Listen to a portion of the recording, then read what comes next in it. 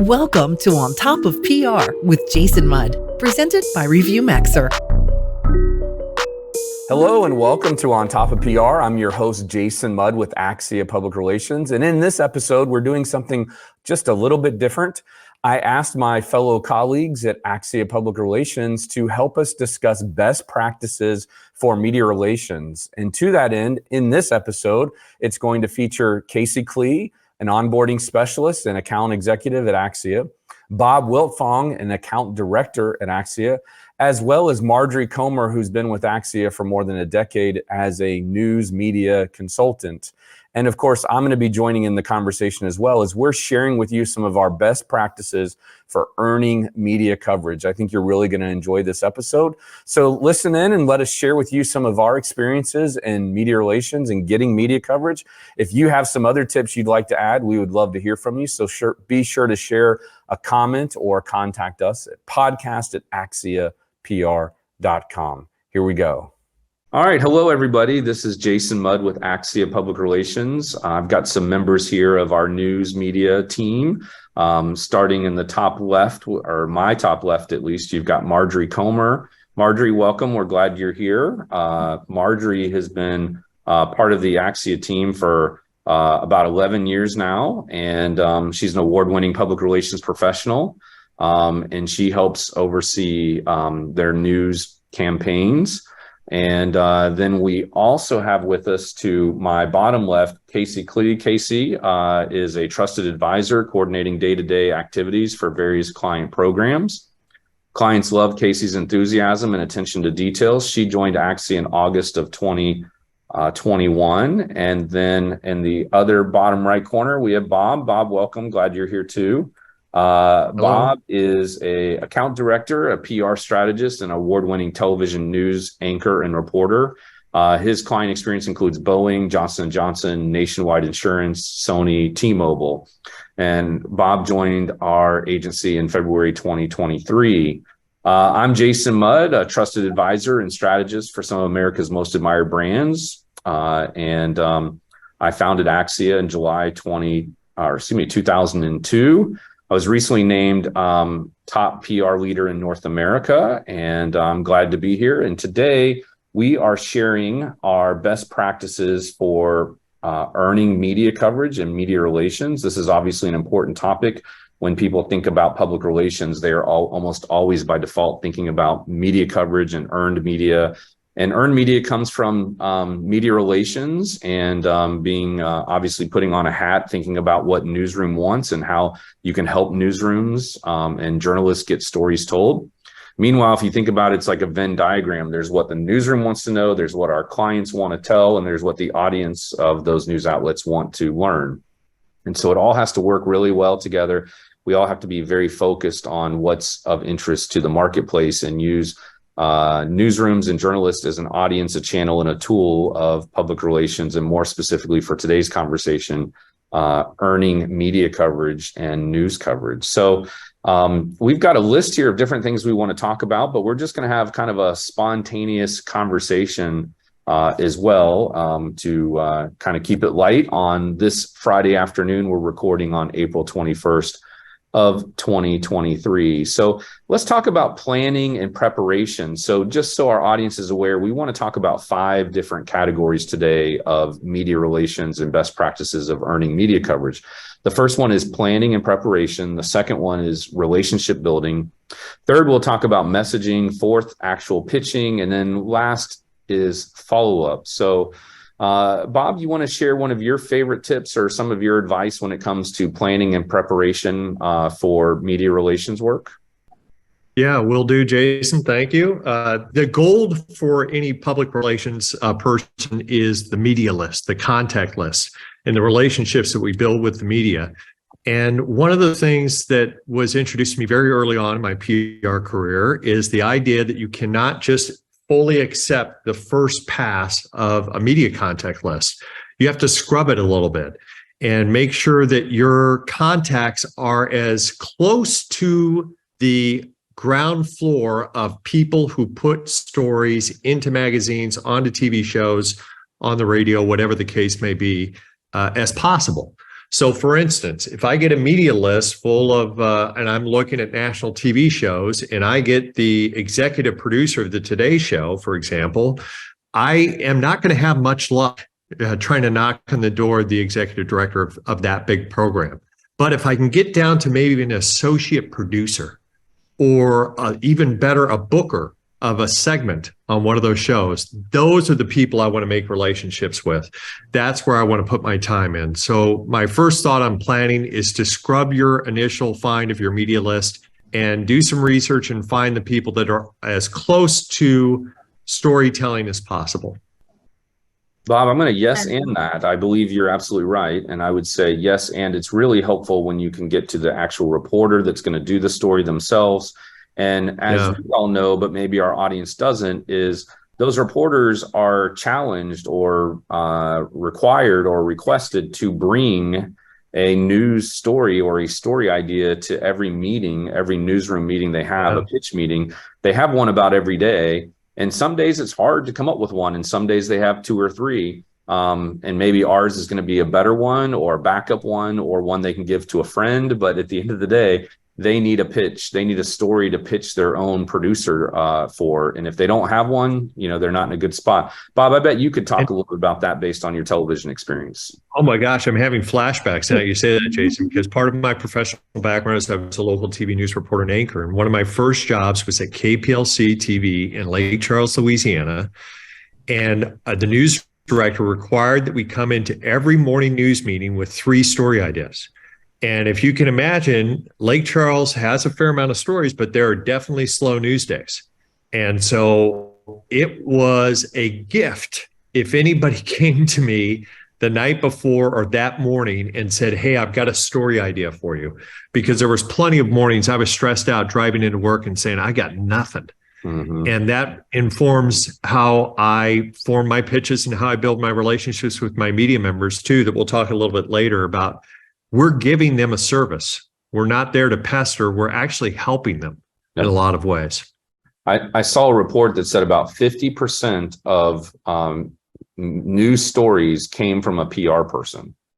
Oh, wow. Wouldn't be surprised, Sometimes journalists say, I don't need PR people. I've got all the stories I need. And that might be true for them. But for everyone saying that, I bet you there's 2 or 3 other ones who are like, oh my gosh, I depend on PR people for my guests, for my experts, for my story ideas, et cetera. So, we should never beat ourselves up and feel like we're not part of that process, because we absolutely are. And we're the eyes and ears. And I think we'll get into this a little bit later, but, the idea of bringing somebody a news story of value that you may have nothing to do with, but you heard it on the street and you want to be a helpful source for those journalists to build that relationship. Bob, when you went to these assignment meetings, they typically start between, in my experience, 9, 9:30 or 10. What is that similar to what your experience has been as well? I mean, obviously for the day shift, right? Yes, I was a day shift reporter in that station, and we had newscasts at 5. We may have had a 6 and a 10. Mm-hmm, mm-hmm. So you probably had a noon. We had a noon. Mm-hmm. So yes, your day would start around 9 a.m. You'd do about a 30 to 45 minute news meeting where the assignment desk would lead it generally. Mm-hmm. So the assignment desk would come and the general releases of the day is what they would bring forward in the meeting. And then one by one, the news director would go around the room to each reporter and say, what do you got?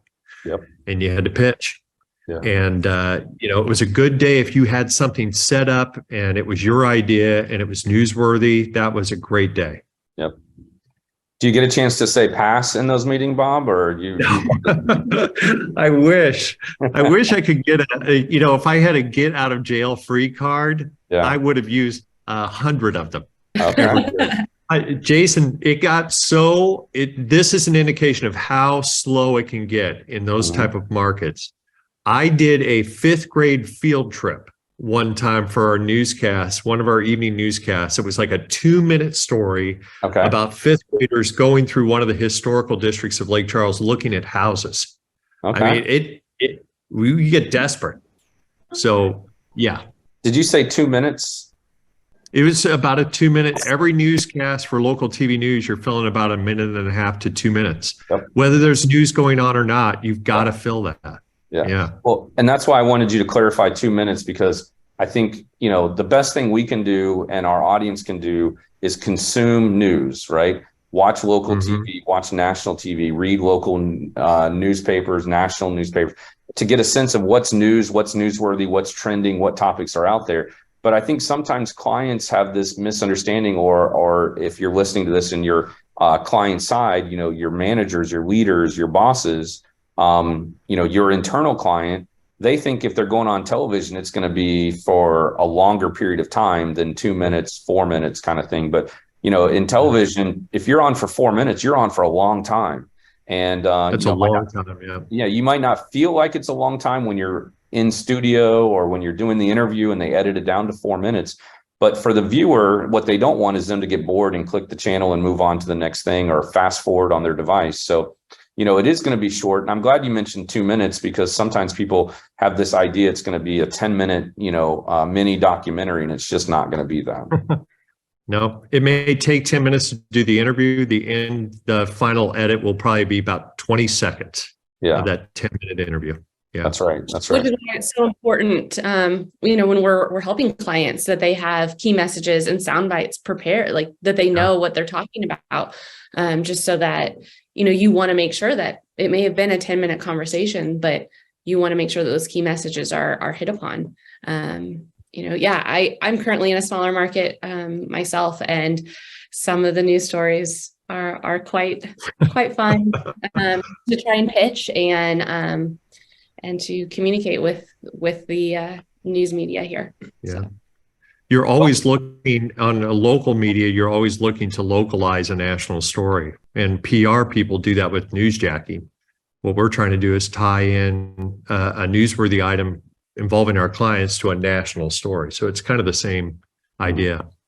Well, there's a cliche in news, right? All news is local. And so if you can find a local angle to a national story, then that's very beneficial. And while we work and focus on national clients, it doesn't mean that our clients don't have local stores, local locations, local factories, facilities, offices, et cetera, and local experts. And so, if a topic is trending in the national news and we have a client who's based in, Atlanta or Chicago or Austin or Dallas or something like that, we can, as you said, kind of newsjack or tie on to that trend of that story nationally and offer the media in that marketplace, an expert as well. So, all right. So any more thoughts or ideas on proper planning and preparation?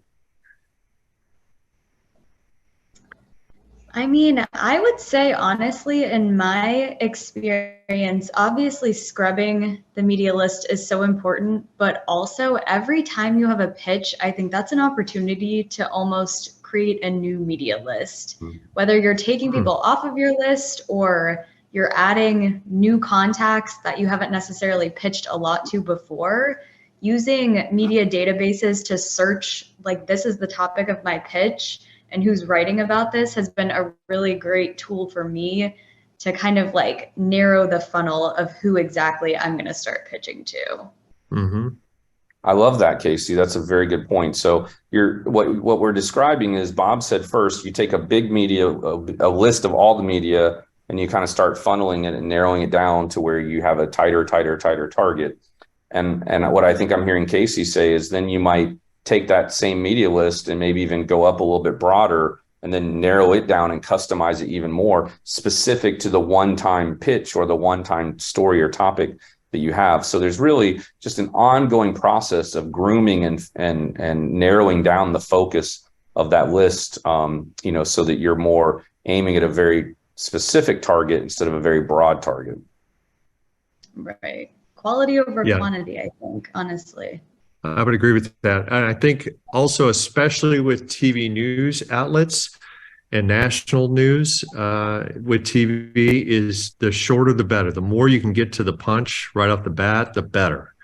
So, part of the planning is look at your pitch and then ask yourself, can I say this in 1 or 2 lines? It's an elevator pitch on steroids. That's what you kind of need to do. Yeah, I like that. I like the idea that you can summarize the pitch in 1 or 2 sentences.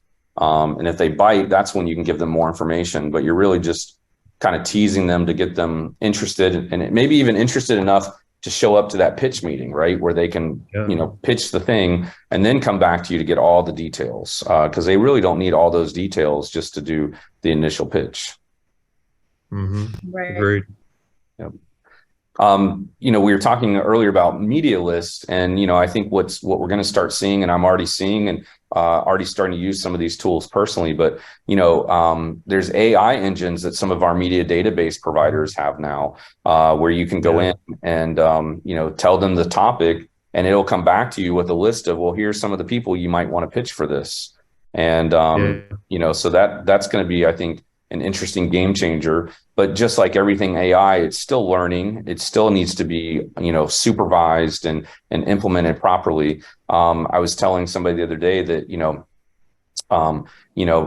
AI, if you ask it to write something, it typically is writing it at what I would describe as an entry level quality. So the same quality maybe that an intern or an entry level person could do. The problem is for people who are not, experienced professionals, what do they do after they have that? Where professionals like us would use that as a foundation and then build upon it, make it better and better and better. And then, that did a lot of the heavy work or the busy work for you. It created a foundation for you of which you could then optimize.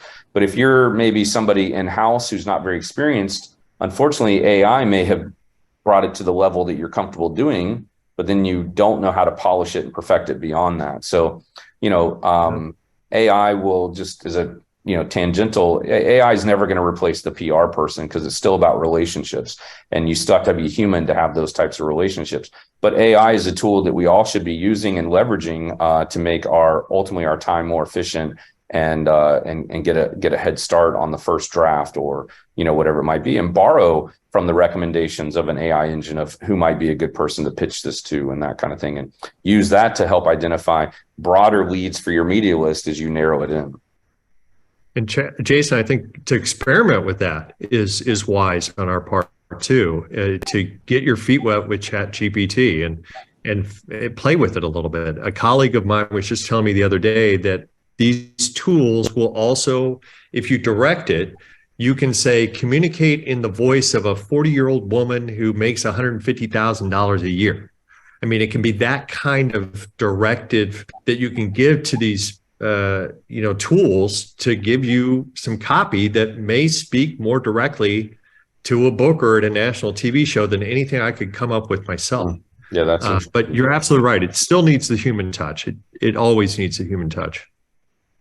Let's talk for a minute. Does anybody else have anything else about planning and preparation they want to share?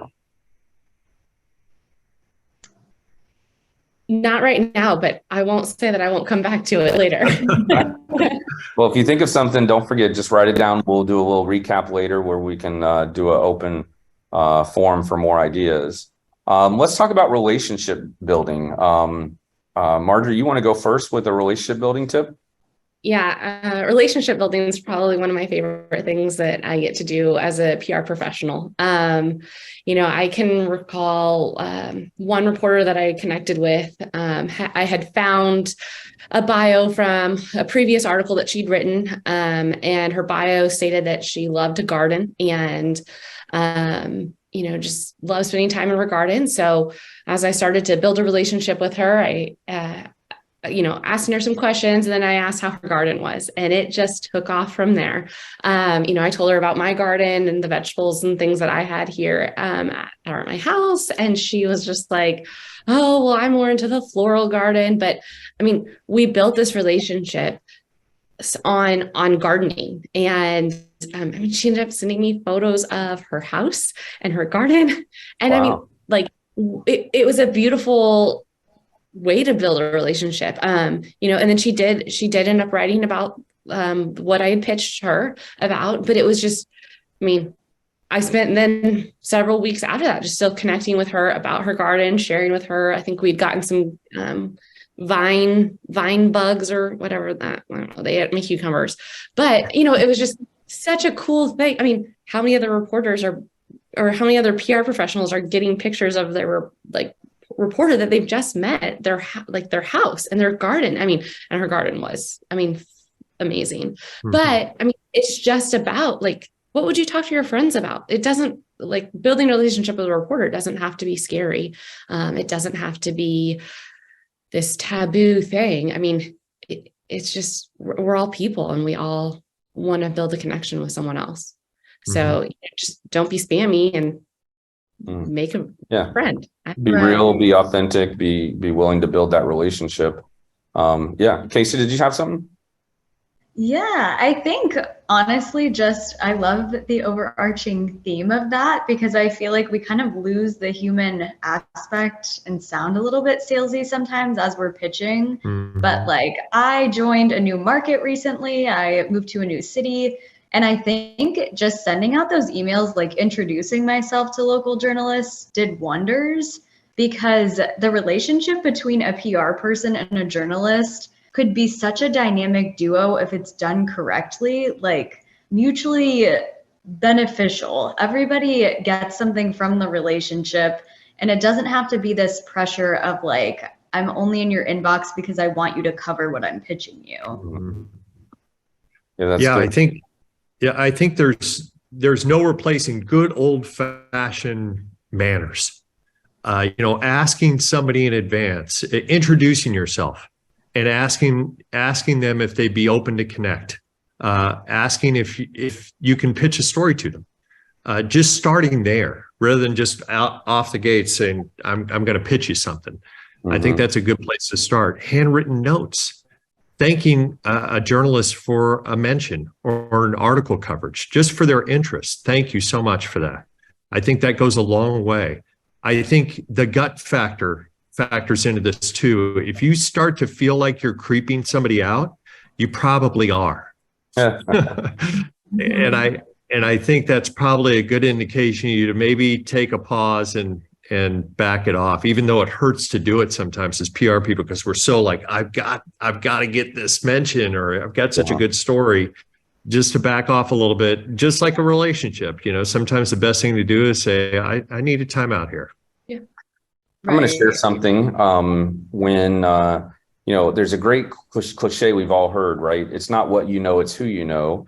But I actually think that's wrong. I think the truth is it's really who knows you, because you could know somebody, but if they don't know you, then it doesn't matter. So I know of Richard Branson, but it doesn't mean he's going to take my phone call. But if Richard Branson called me, I'm probably going to answer the call, right? I'm going to take that call. So I think it's important that we think about that. It's not just who we know, but it's really who knows us.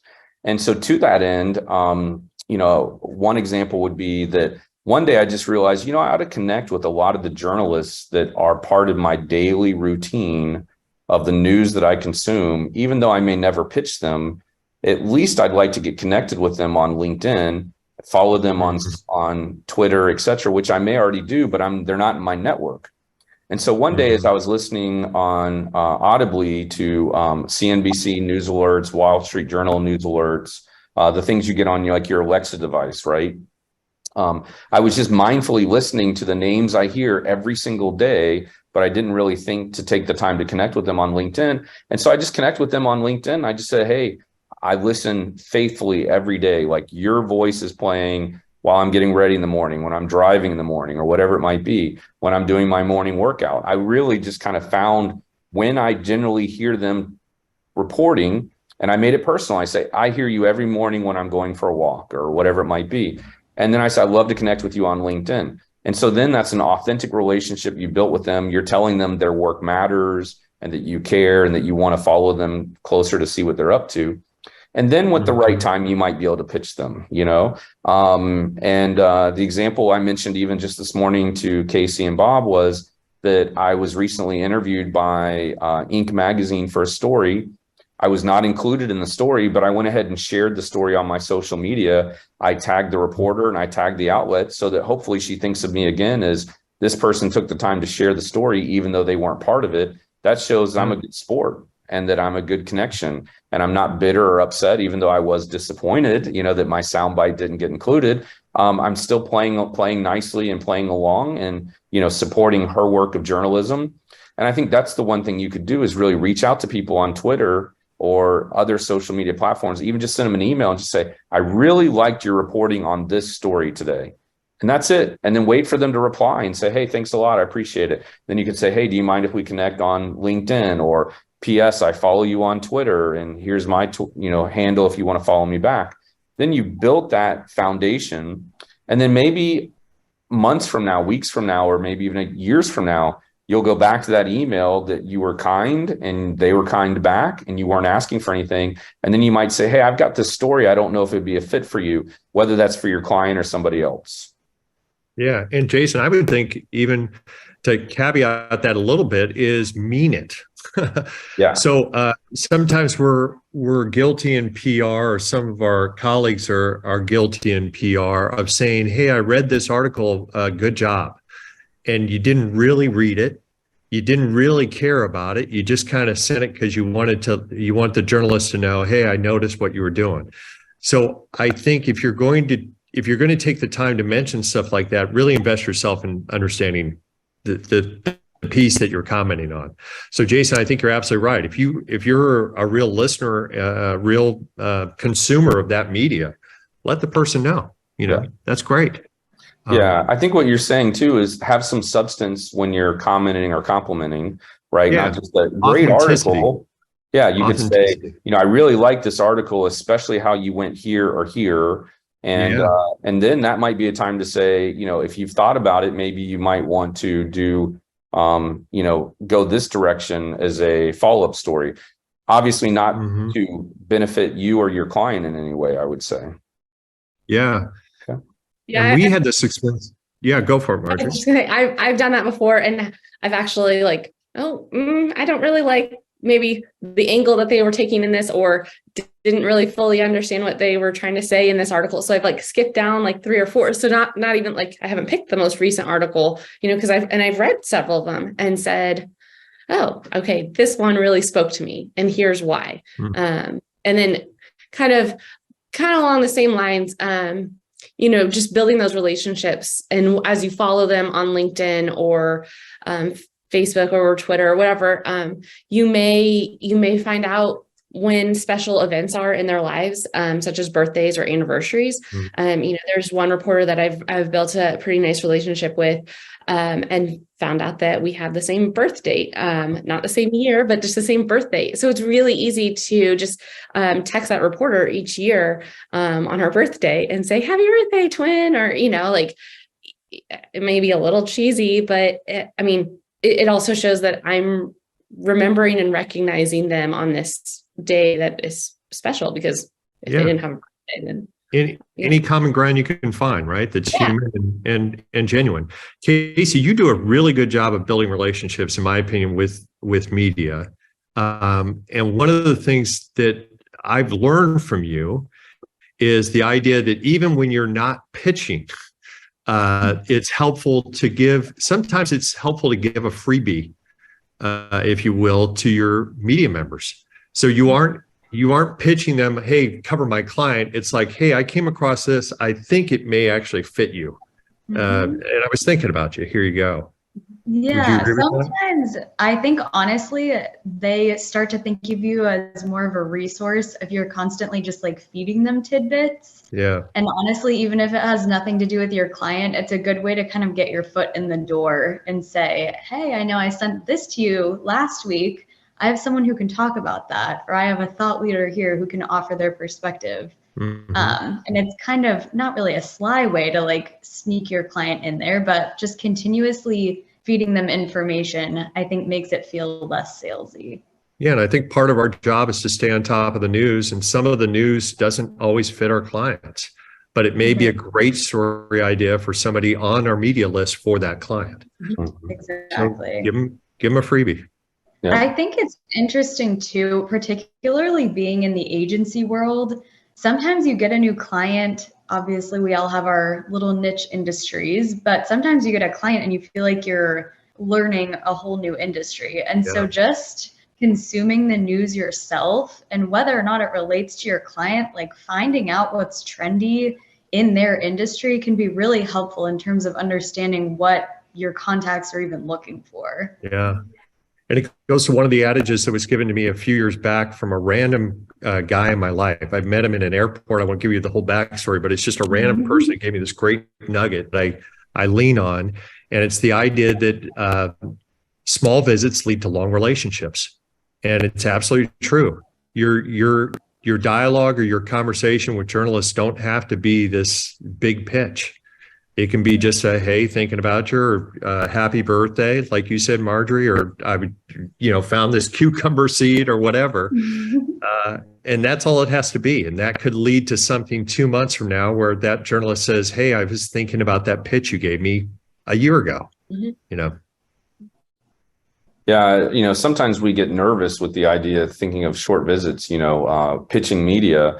And, I know early in my career, I'd pitch a reporter or a journalist. I'd be a little nervous, and so it'd be like one of those things. It's almost like it'd make me think back to like, the movies, like back in the 80s or whatever, when I was growing up, where the guy would call the girl and ask her out on a date. And as soon as she said yes, he'd be like, okay, great. And like hang up, because you're so nervous and you don't want to say anything to blow it. And I remember that's how my early days of pitching media were. I'd get them to say yes, they want to do something. I'd be like, okay, fantastic, we'll call you at 3. Okay, bye. And it was just like get off the phone quickly, because one, you're nervous, and two, you got them to say yes. You don't want to do anything to talk them out of it.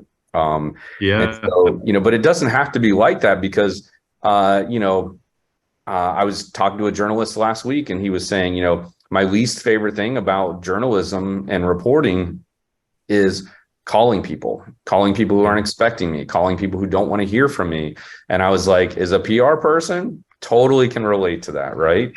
And especially when you call a reporter and they're brushing you off, like, what do you want? I'm busy, I'm on deadline. And it's like, oh, I'm already anxious enough about calling you. Now you've made it even worse. But the right people with the right relationships, if they know you, if they like you, know you, and trust you, then that makes it even easier. And, I literally had a reporter once tell me in a newsroom, this is going to date me because we used to send stuff over the fax machine.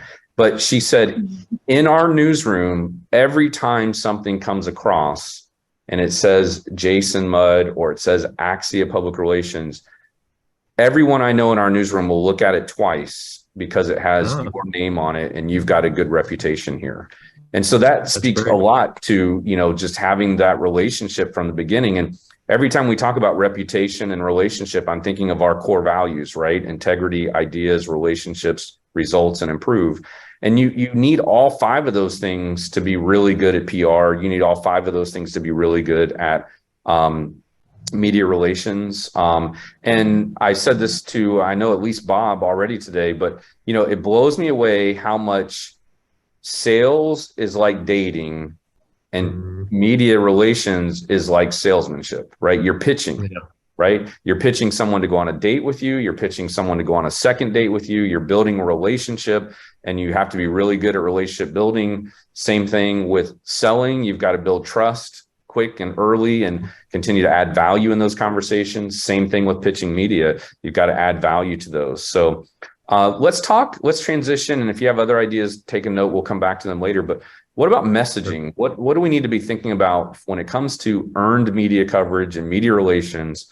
What are some tips, tricks, techniques, or recommendations that you have for messaging those pitches and messaging when you're, putting something in front of a reporter?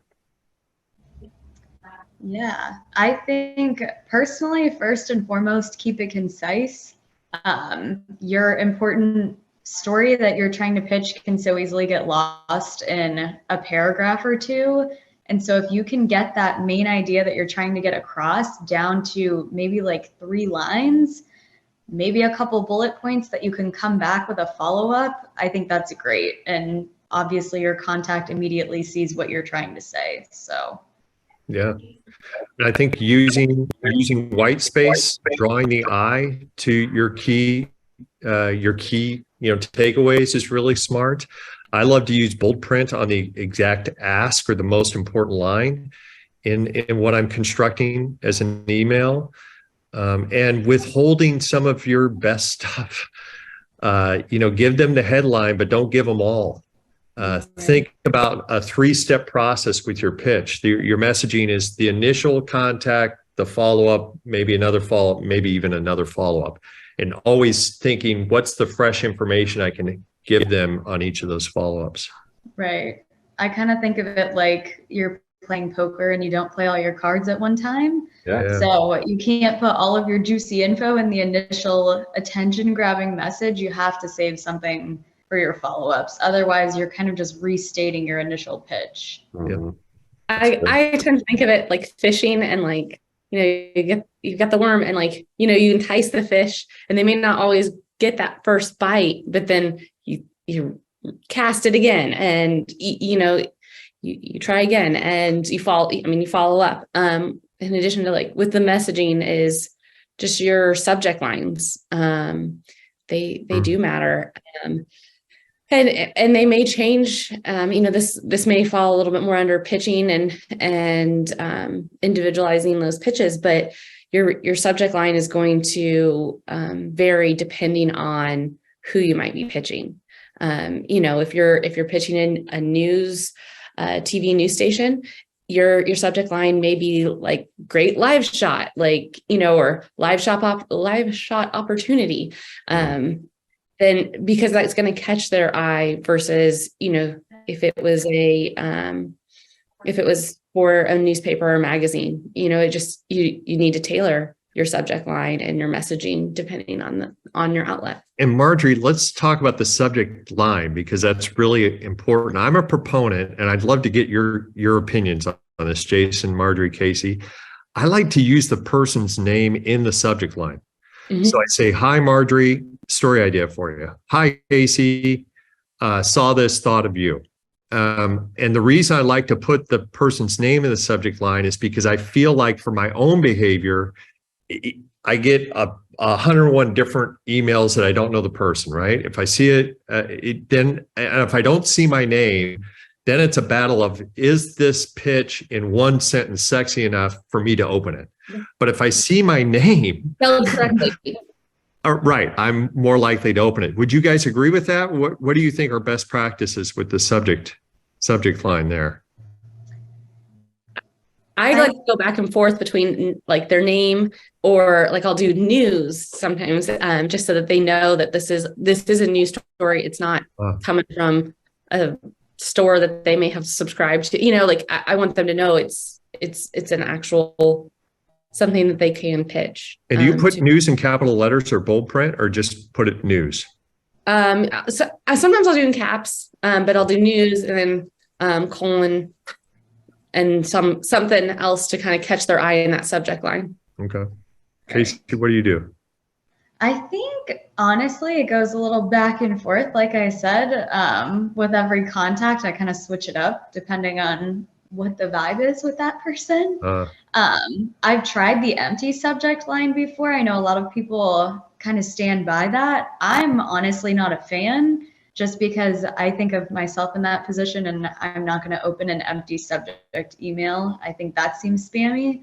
A lot of times what I'll do is try to think of, like, if I were the journalist, what would I call this story? What would the title be? And so I'll bold print that and put that in the subject line.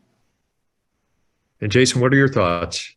Old wise sage. Jason. I'm all over the place. I'm with Kasey.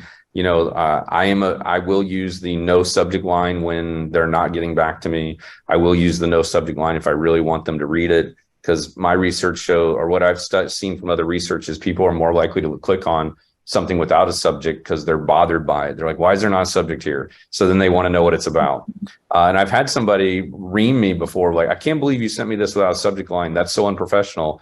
But yet they read it, you know what I mean? So, it's kind of one of those things. So, I'm a big believer in, you make big choices, right? You take risks, you make big choices. And so, as we were talking about earlier today, I believe in experimenting with every pitch. Every pitch is a little bit of an experiment, and you might get rewarded for taking a risk. You might get penalized for taking a risk. One place I would encourage our audience to go is just go on Twitter, where journalists will share very bad pitches, and you'll learn what not to do. And, as far as I know, our agency has never been called out for a bad pitch. And so the answer to that, what's that? You better knock on some wood. Just kidding. Yeah. Well, two things there. One is, I take it as a compliment, meaning that, we do a good job and we're not wasting time and we're not trying to, pitch things that are not newsworthy. But at the same time, part of me thinks, gosh, if we've never been called out before, maybe we're not trying hard enough. Like maybe we're not pitching enough. Maybe we're not, being aggressive enough. But at the same time, I think that, it's all about what your own boundaries are that you set and your own standards. For me, I would prefer to have a great reputation. Well, with that being said, we're going to take a quick break and be back in just a moment. You're listening to On Top of PR with your host, Jason Mudd. Jason is a trusted advisor to some of America's most admired and fastest growing brands. He is the managing partner at Axia Public Relations, a PR agency that guides news, social, and web strategies for national companies. And now, back to the show. Welcome back to On Top of PR. In this episode, my colleagues and I are discussing media relations best practices. Let's get back to it. I liked, someone said earlier, and I really like this, like you don't want to give away your entire story in the initial pitch. All it is a teaser, right? And, I've had journalists respond to pitches I've sent them and they're like, Jason, this sounds great, but please don't withhold the name of the person that you're offering, right? Or the name of the company that this is for. And, I see their side of that, but the truth is I got exactly what I wanted, which was them to say, yes, I'm interested in this. Tell me who's the source. Instead of them judging a book by the cover as to what the source might be, we had an opportunity for us to tell them, to bring them the topic, bring them the angle without the proper nouns of who it is and what company it is. I just want them to objectively be interested in the story. Then we can introduce more facts and more details later. And I think that's the problem, is that a lot of PR people will send a 6-paragraph summary or 6-paragraph pitch. And it's like, the person, you just don't get a little bit of back and forth where they can ask you some questions. So for example, just yesterday I was pitching something and I just said, hey, I saw your query or your request for a source on this topic. And I just said, I actually disagree with what you're asking. I have a contrarian view of this. And then I just said, would you like to hear more about that? It was short, it was sweet, but I was provocative in saying, I know you're asking for A, but I think B. Are you still interested in talking to me about this? And she was. And what I got was a quick yes. And in sales, they talk about a series of yeses, right? So we want them to say, yes, I want to know more. Yes, I got your email. Yes, I'm interested in having a conversation. So she told me, hey, I like what you sent. I will send you a link soon when the story goes live. And so by standing out from everyone else who just got in line to say, yes, here's my expert advice on the topic you shared, I said, I have a contrarian and different view than what you're asking. And that, I think, helped me stand out a little bit more and build a relationship with her. And of course, once the article goes live and she tells me about it, I'm going to say, hey, this was great. What else can we help you with? I have other clients. I have other sources, and things like that. Mm-hmm. Well, let's move on to the pitching. I think we've talked a little bit about pitching. We've got several things here. I know we don't have a ton more time. So I'm going to let Marjorie go first with one top tip. Then we'll go to Kasey and then we'll go to Bob. So I would say individualize each pitch that you're sending. Number one, don't mass send to multiple outlets in one email blast. Make sure you are using their names. Hey, I remember I saw you recently at such and such, or, oh, I saw that you were recently in Boston. Like, how was it? Like, I have this story, it all goes back to your relationship building. So if it may seem like faster or easier, just copy the pitch. But, and sometimes like we're on a Google platform, and I have found that sometimes, if you've sent the same thing to multiple people, it like grays out, your response, So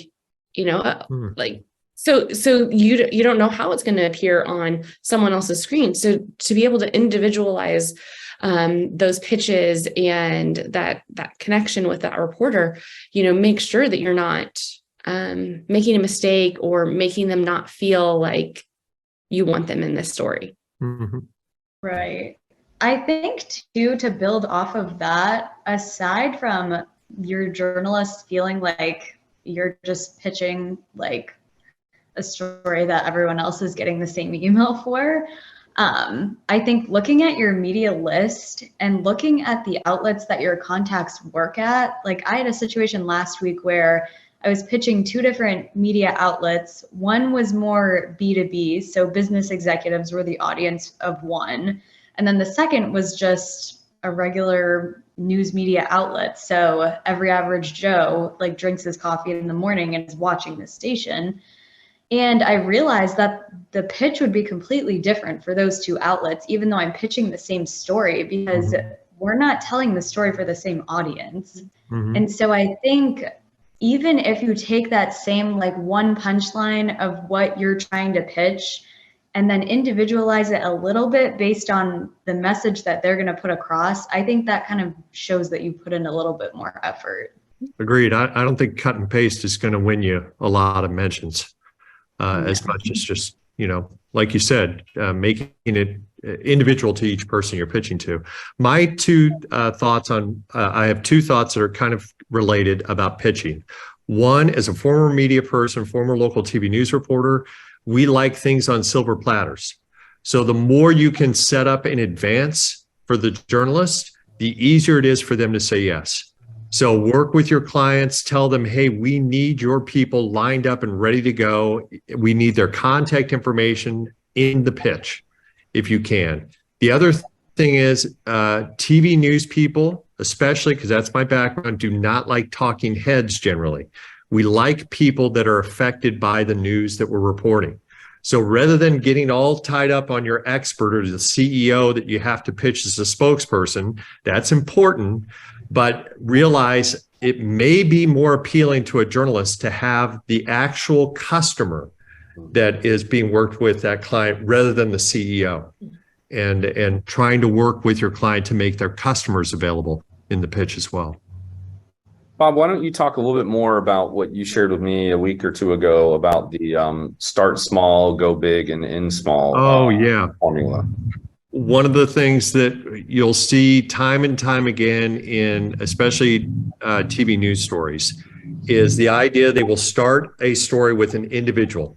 So let's say the housing market, for example, in 2008, when it tanked, this was used over and over again. Instead of talking the big numbers right off the bat, all that stuff, most news reporting started with an individual family or a person who lost their home, right? And they told their story for a few paragraphs or a few lines, and then they used that story to get to the bigger data, which is here's what's going on nationally with this, and let's explore some of this national picture. And then they came back to that person at the end of the story to wrap it up and say, this is what's happening to this person now. So it's that start small, get big, go small again, which you can use to your advantage in pitching too. Yeah, I like that a lot. And as a consumer of news, once you explain that, now I mean, not only do I see it now, but I've seen it all the time over and over again. Yeah, you'll see it time and time again. I've ruined news for you guys. It's like right. It's like when you know what storytelling is with movie writing, and once you get the formula down, then you see it over and over again in your movies. It's the same way with TV news. Yeah, absolutely. Okay. Best stories are in that like right before the first commercial break, and then like because I mean I interned at a couple of TV stations as well, so I've got everything that you say, Bob. Like I'm like kind of like I agree. But I mean it's amazing to work on this side of things, but to have also worked like at a station and to see what goes in, and so many consumers don't know what really goes into creating a news story or a television interview. Like for some, they may start their day and they do one interview here and then drive 45 minutes away to get another interview for that same story, or it's just, I mean, it's really amazing. But yeah, the more that you can provide to a reporter, okay, here's here's the person, here's, some statistics, here's, because they've got several stories they may have to do in one day. And so the more that you can give them in your, in your pitch or in your outreach with them, the better that you can help them. Especially in outlets with daily deadlines. It isn't always the most newsworthy story that hits air. It's the story that you could do that day. Yep. And ones that have that human interest. Yeah. It's what's going to pull on those heartstrings, or what has a connection to people, because that is going to make, an impact.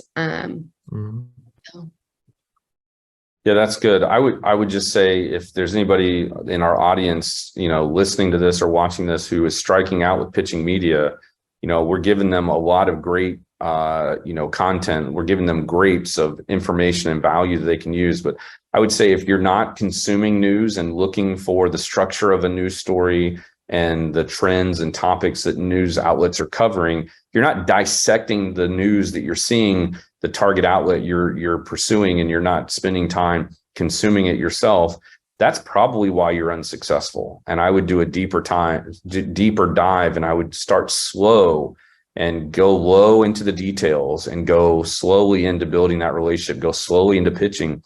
Because if it's really valuable to you that you get your client in this magazine, on this website, on this, television show, if it's as valuable as we say it is, which we know it is, then why would you not spend the time doing that deep dive and perfecting the pitch so that it stands out, instead of doing a mass email to 100 outlets? You really spend time getting to know that person, following what they cover, emulate their own language and their own voice, mirror their tone back to them in what you're writing. It'll be amazing how much different and genuine and authentic that'll feel to them, and it'll feel for you. And I think you'll see your win rate increase. So, it's like a baseball player who waits for the perfect pitch before they swing.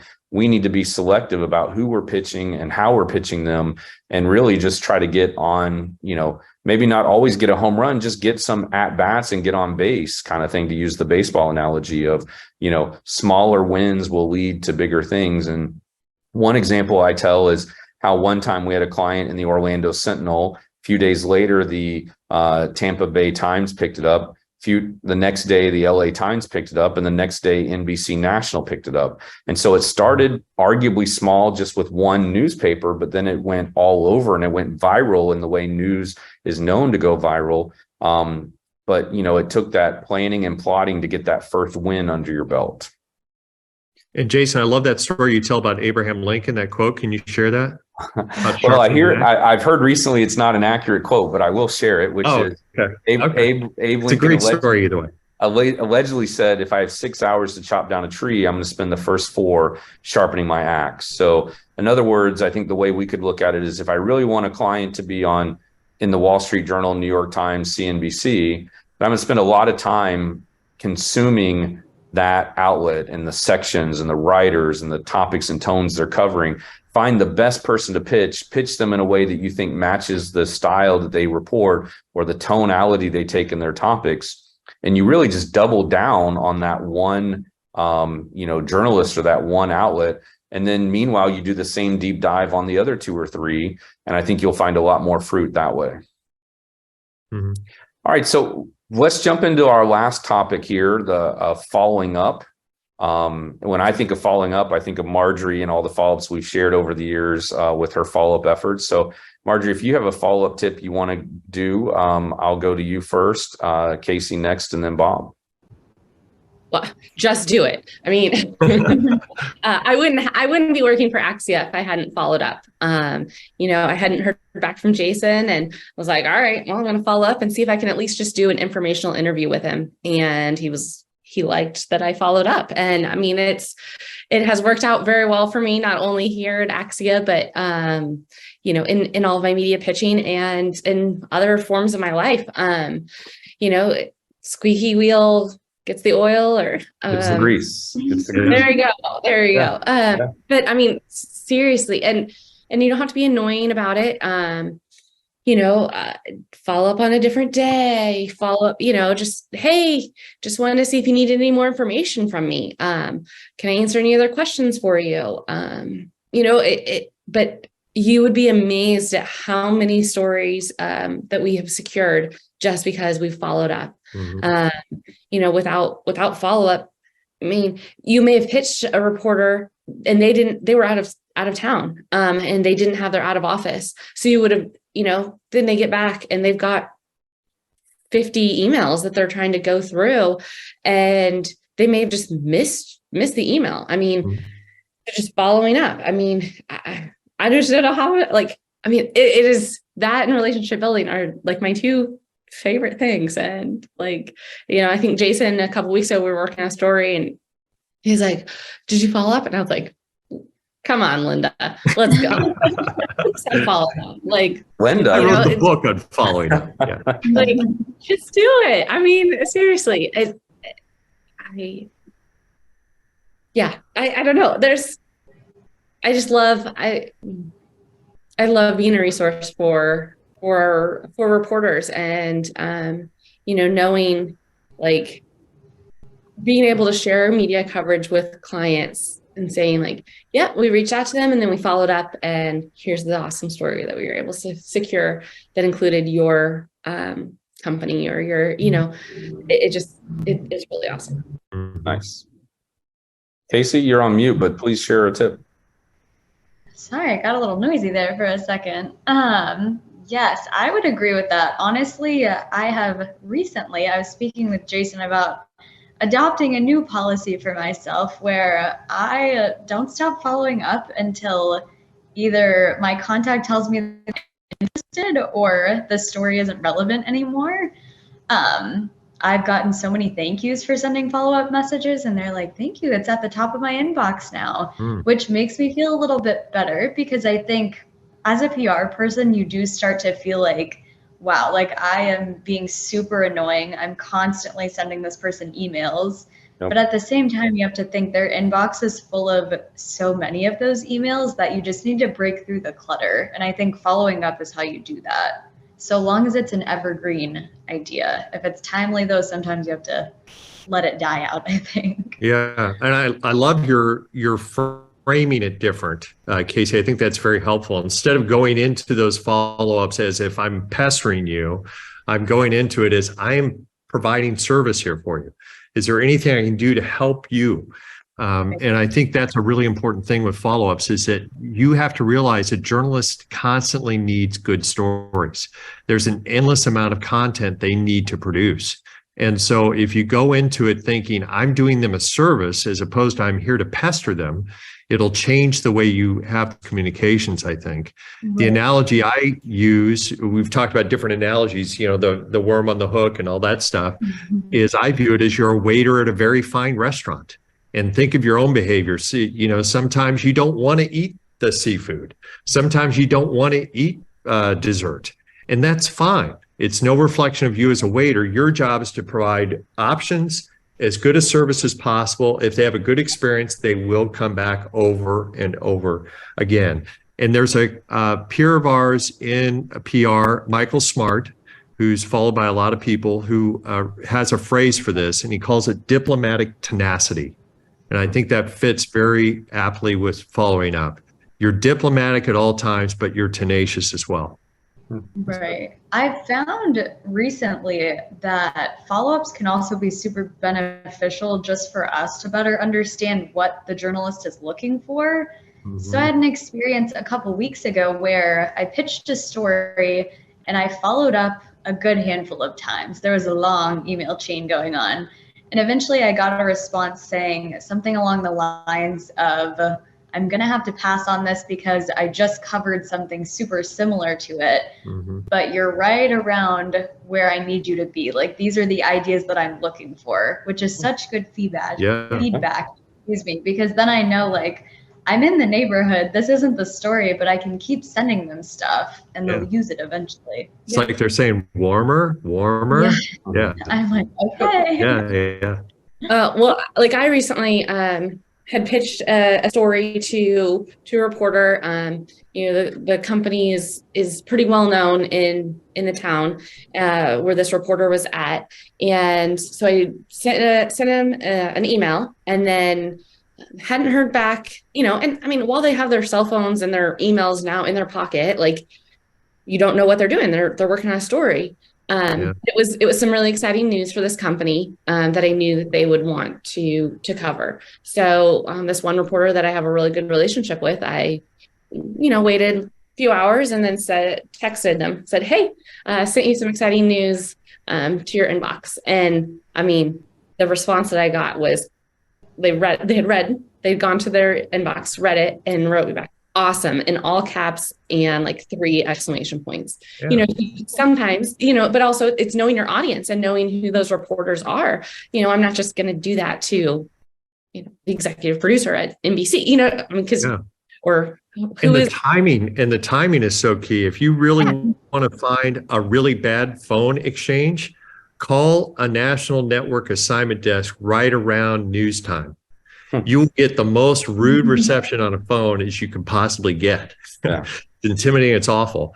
But then if you call during a time when it's slow, or when they're in a lull, it's a slow news day, you're going to get a far different reception. So timing is key too. Yes. Yeah, that's right. I had a journalist recently not call me back when I left him a voicemail, and instead he emailed me and just said, "What do you got? We're so busy today," but I knew the guy, so I know he wasn't being rude, and he felt comfortable with me, being very direct like that. So I think we're running out of time. Does anybody have any closing things they want to mention? I've got 3 here that I can do, but I wanted to give you guys a chance as well.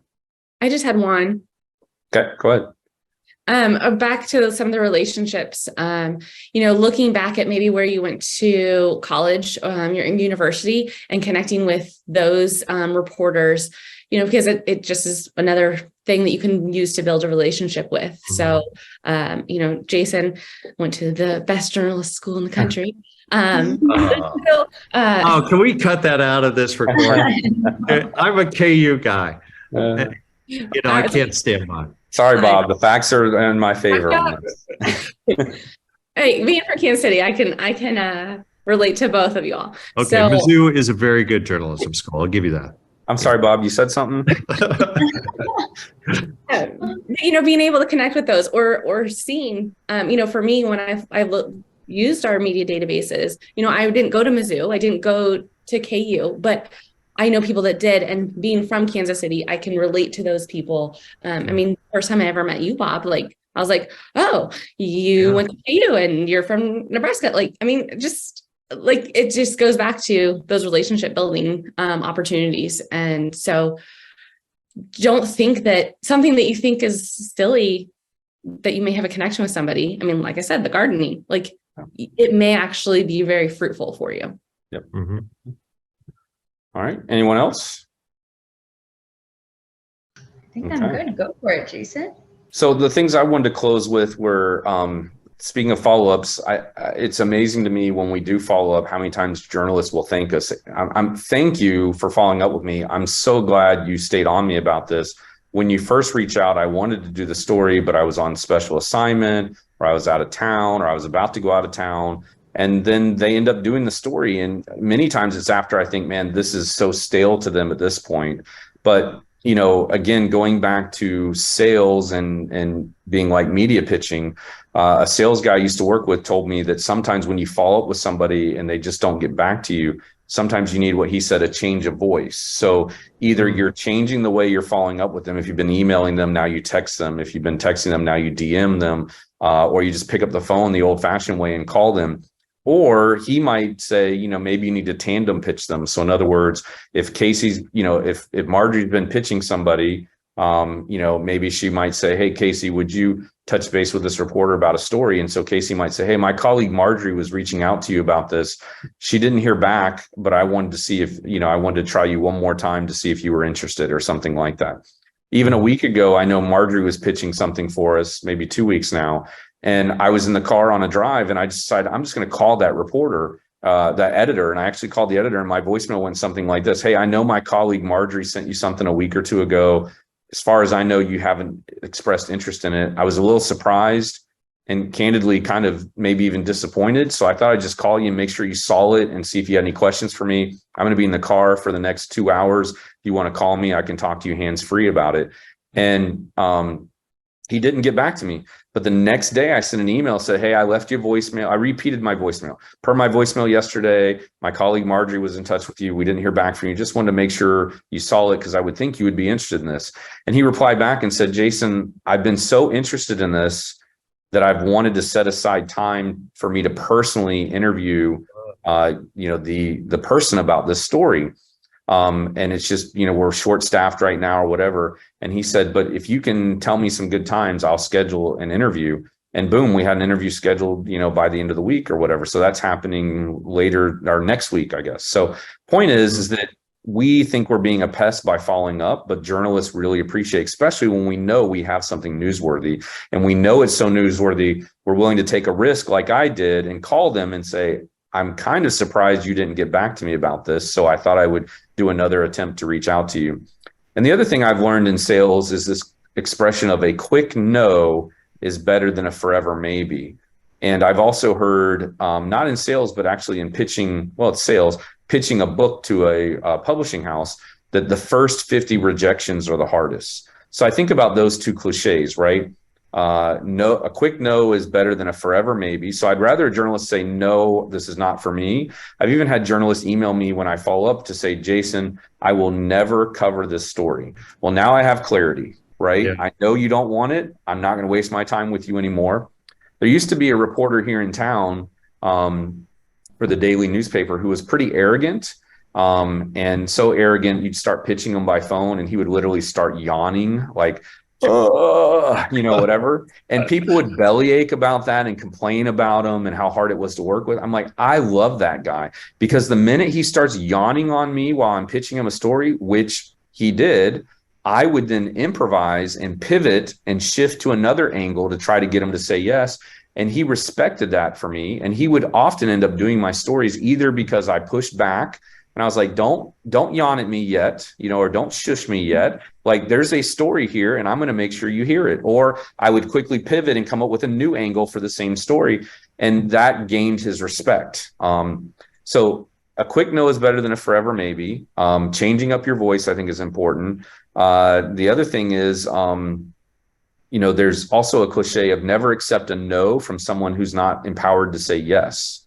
So in other words, if you're getting no from a reporter, then, and you really believe in it, then you go to their editor, you go to the assignment editor, you go to the news director, you go to the show producer, and, they're getting pitched so many stories. They're probably not going to say, oh, Jason called me about that one too, until they agree to do the story. And then they have a conversation of why the first person said no. But usually the first person is trained to say no. It's kind of like when you send your resume to HR, their job is to take 100 applicants and say no to 80% or 90% of them, right? So if you really want to stand out, that's one way to do it. So anybody else got anything before we wrap this up?